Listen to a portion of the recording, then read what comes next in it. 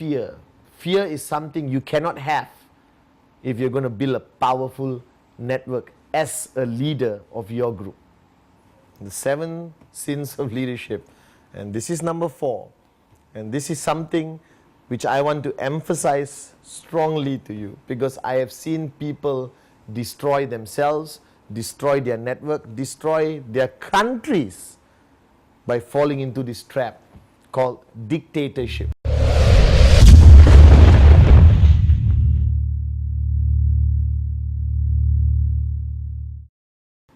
Alright, this is the biggest weakness of a leader, because in our culture of networking, we talk about edification. Alright, and people love edification. Oh, he's my leader, he's a great one, please welcome the greatest upline of the planet. Alright, and these people slowly allow edification gets to their head, and they start to walk around, they almost start to float, thinking that they're untouchable, thinking that what they say is final. So what happens to a leader when they're constantly edified, but they're not actively involved in their network anymore? Alright, they become a dictator. They reach a point where what they say is final. They're not interested in other people's opinions. They don't want to listen to feedback from their core team even. Alright, and they put themselves in a position where they want to be edified, but they don't edify anyone. And I've seen this all around the world. Alright, I hear people being edified, so they feel that what they say must be executed. They are not open to criticism. They're not open to somebody to contradict them. They don't ask opinions anymore. They reach a point where basically they almost go crazy like a dictator. And I've seen so many leaders like this in our business. Alright? And they stop caring. They don't care anymore. They implement things without checking upline. They don't consult the uplines before they do anything, and that's a big mistake, because please recognize the fact that your uplines are the one who brought you into the business, the active ones. They're the ones who advised and guided you all this time. Alright, I feel that when you become a leader, you do things. Alright, you don't have to talk about it. Let other people talk about it. Alright, you don't have to ask people to recognize you. Let people recognize you sincerely, because you have impacted their lives positively. So dictatorship is one of the biggest sins in our industry. I've seen it so many times. Alright, and please remember, treat people the way you want people to treat you. So if you are a dictator, not listening to everyone, acting like the big boss, the king of your kingdom, one day some of your downlines who are going to earn more than you, who are going to become bigger than you, are going to treat you the same way. They won't consult you anymore. They become dictators in their own kingdom. They will ignore you, stop edifying you, and start edifying themselves. Because monkey see, monkey do. You know this.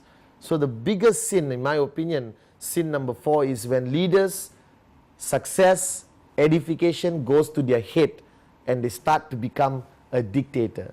So if you're sitting there right now and you are feeling, hey, is he talking about me? Am I a dictator? If you're already even thinking that, that means you are. So change now.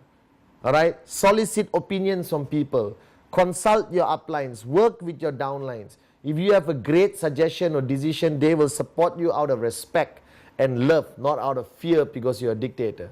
This is one sin you must avoid at all costs. Never become a dictator. Always remain a networker who cares. Always remain a great upline who supports the people in his or her network. Sin number 5 is something which I will share my personal experience. Alright, the position of leadership. People around you always think you're so lucky, you're a great leader, you made so much money, you're so successful, you have everything you ever dreamt of. Alright, but what people don't see is that a position of leadership is also a position of loneliness.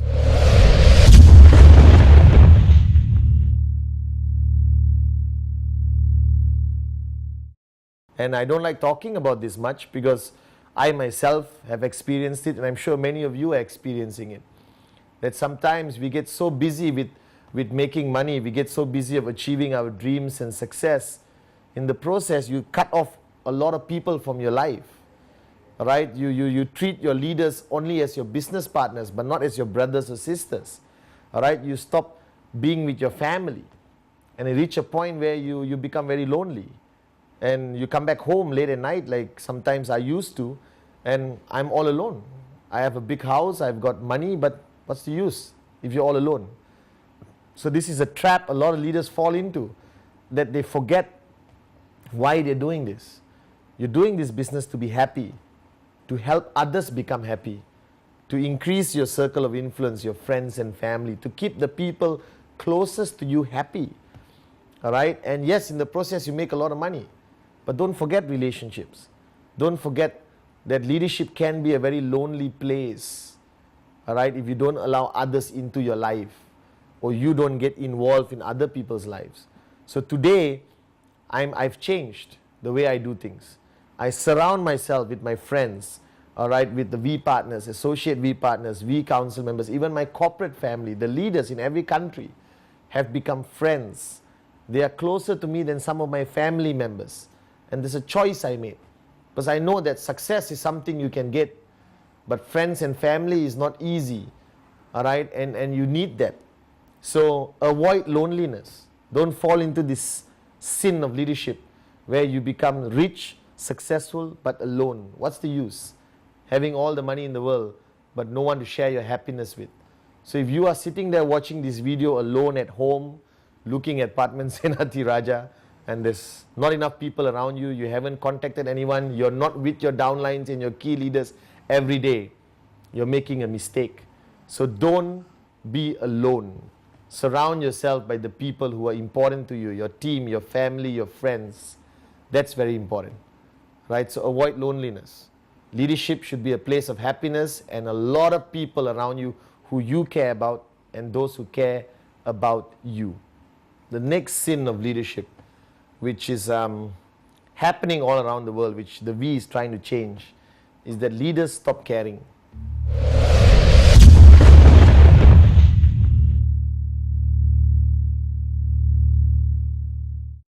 After a while, your heart becomes stone, and you stop caring, you stop being human. And I've learned this from my Iranian brothers, that they have their culture shares one thing, that no matter who is sitting in front of you, you must always show care. You must always care genuinely, whether it's a big leader of yours or whether it's a brand new sign up tomorrow. And that's very important, because sometimes you care for selfish reasons. You know this leader is bringing a lot of UV to you, all right? And you show a lot of care because you're thinking, I can make more money. Then you see somebody who is not bringing a lot of UV or a lot of sign-ups to you. And what you do, you don't care about the person. You become rude to the person. And a leader must always care. That's what defines you, all right? You're defined by how much you care. And people will stay with you during good times, crises, bad times, if you genuinely care for them, all right? So this trap or sin of leadership is happening too much, and we have to change it. Please, I'm asking you, no matter how big a leader you are, no matter how much money you have, please don't stop caring.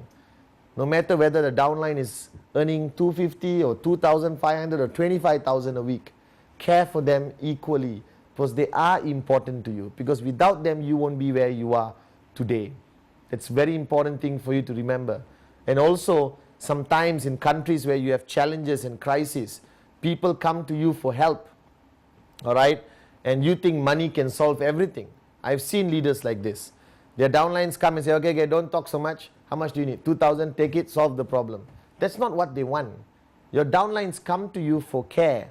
They come to you to explain their challenge, to explain their problem, and it's your duty to get involved and solve it, not just by throwing money.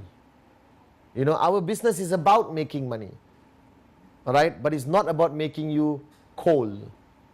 It's about teaching you how to care for your people. Datu Vijay told me, Patman, the bigger you become in network marketing, the more you must care, the more you must love, the more you must be involved in helping people solve problems, not just by throwing money.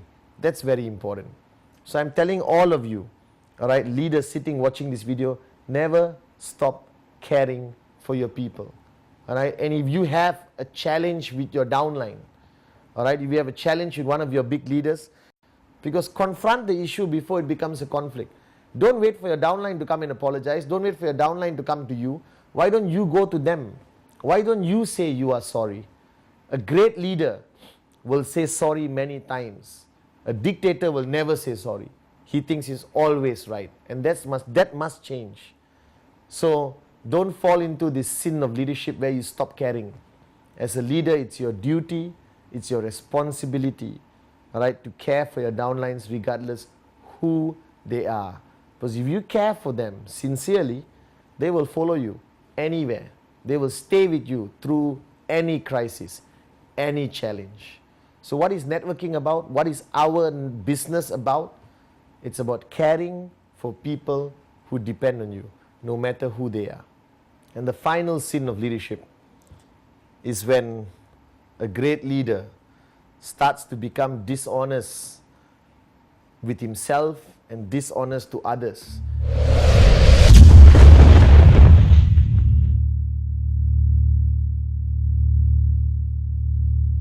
I've always believed that honesty is the best policy. That my mother, who is very important to me, brought me up to be a good man, all right, and kept reminding me and keeps reminding me today that to be a great networker, to be a great businessman, you first have to be a good man, all right? You first must have sincerity in your heart, that you must want others to succeed, that you want the best for others and not only yourself, all right? And sometimes when you reach a position of power and leadership, you start to be dishonest, all right? You start to not care, like I told you earlier, and you start to treat people with disrespect, and that's wrong, all right? I always believe that you have to be a good man. You know, in Malaysia, my culture, parents will tell their daughters, find a good man. Now, this concept of good man also means good leader, all right? Because you cannot be a good leader if you're not a good man. Right? So for example, I remember some people who say, okay, I'm going to help 10 people succeed in this business. And after that, they stop. No. Find another 10 people. Help another 10 people become successful. Never stop. Because you want to, one day when you die, which all of us will, people must remember you not as the richest man in your town, but a very good man in your town. If your downlines call you, all right, don't avoid their phone calls. Don't ignore them. Don't cancel appointments. Don't become disrespectful. Don't make a promise and don't keep it. That's not a good man. That's not a good leader. Answer the phone. If you can't resolve it, tell them, I'm sorry. I can't resolve this. I can't help you right now. All right? Maybe next time I can. But just live a life of honesty. Be sincere to people around you, but most importantly, be truthful with yourself. Because we all want our groups to grow. You all want your groups to be great. You want your people to change, to become good people. But before you can change the world, first you must change yourself. Right? And the sin which everyone commits as they become a great leader, they become a bad person. That's the wrong equation. As you become a great leader, you must also be a great person, a better man. All right? And I believe in this. And whichever country you're watching this, I think and I believe it's your culture. That how much money you make, what position you hold, all right, always remember to be a good man. Live life honestly, care for the people around you, all right, support people no matter what level they are, okay, and remember that you can't switch off if you're a leader. A leader always remains switched on, all right. The 7 sins of leadership is something which is happening all over the world, and I want to change it. I want you to stop committing these sins. I want you to stop making these mistakes. And if you're sitting there watching me for the past 45 minutes talking about leadership, ask yourself, am I a good leader? Am I a good man? Am I doing enough for my downlines? Do I care enough for my downlines? Am I helping my downlines enough? Am I involved enough in my downlines? Am I resolving all the challenges? Am I afraid or am I brave? Will I fight for my people? Will I continue doing this business from my heart and not only worry about my bank account? So this video is dedicated to all the leaders around the world. Change, become a good man, become a good leader, because millions of people depend on you.